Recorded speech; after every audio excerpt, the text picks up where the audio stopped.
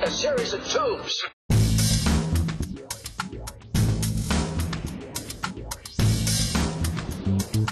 It's a series of tubes.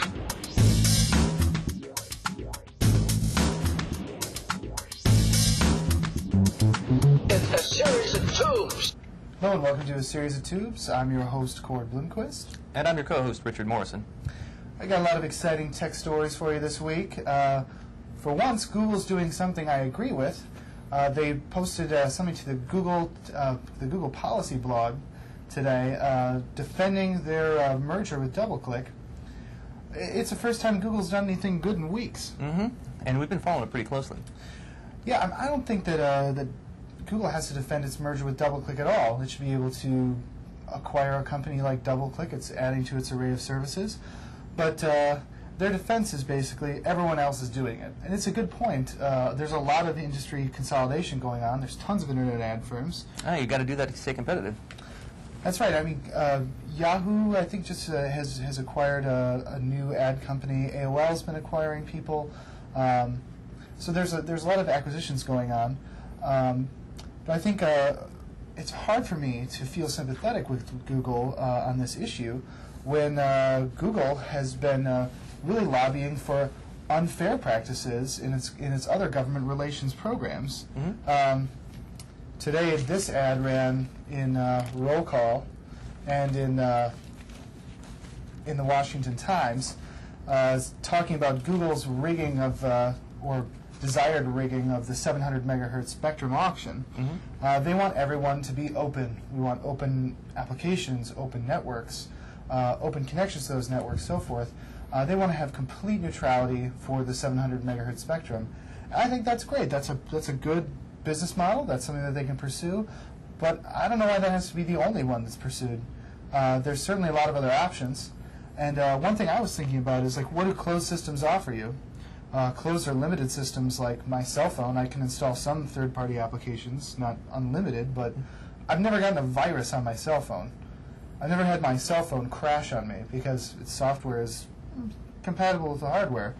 And this is something that you don't get from open systems. I mean, Microsoft struggles all the time with Windows, trying to get it to be compatible with every application on the face of the planet, whereas Macintosh, which is never viewed as evil, right, is a total walled garden. I mean, one reason why Macs work reliably is because there's a limited amount of software titles available for Mac, and Mac controls the hardware that OS X runs on because it sells it. So what we're saying here is that there's certainly reasons to be in favor of either an open system or a closed system or some point on the spectrum between the two, but Google trying to say that everyone who is going to bid on the 700 megahertz auction has to adopt a priori their business plan is just silly, and it's just trying to game the system for their own benefit.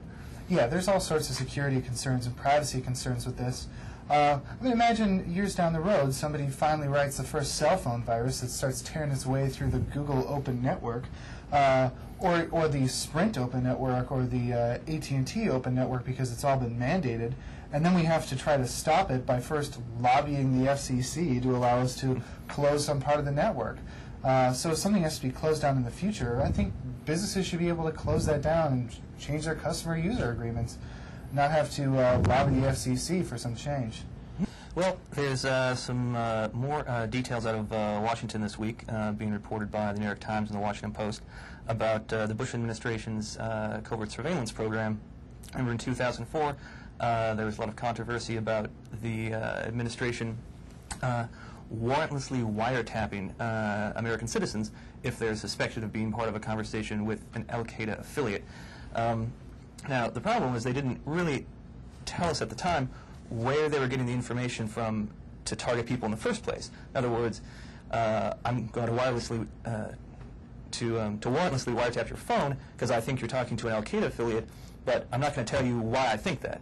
And as it turns out, they got a lot of those leads, supposed leads, from massive data mining of citizens' phone records and email records, ones that were turned over by some private companies, telecommunications companies, who decided that when the National Security Administration agency comes knocking, they're just going to turn over all of their customer records. And that is like grueling work down the data mines too. You get up to your elbows. I mean, you move 16 terabytes, and what do you get? Just another day older and deeper in debt. Yeah. I was coughing up ones and zeros for weeks after I worked in those data mines. But this is, of course, a serious subject. The administration has been trying to go around the court systems that are set up and the clear legal boundaries that the American government has supposedly been following since the 1970s when it comes to foreign surveillance. And in this case, the administration has continued to say, well, we know what we're doing is constitutional, but we can't tell you why or how, because then Al-Qaeda would know. Yeah. So that would be terribly counterproductive. Basically what they've been saying for the past few years is just trust us. And I, for one, don't. We cannot let Al-Qaeda know about the administration's interpretation of constitutional law. Yeah, Or then the terrorists win. It's got to remain a mystery.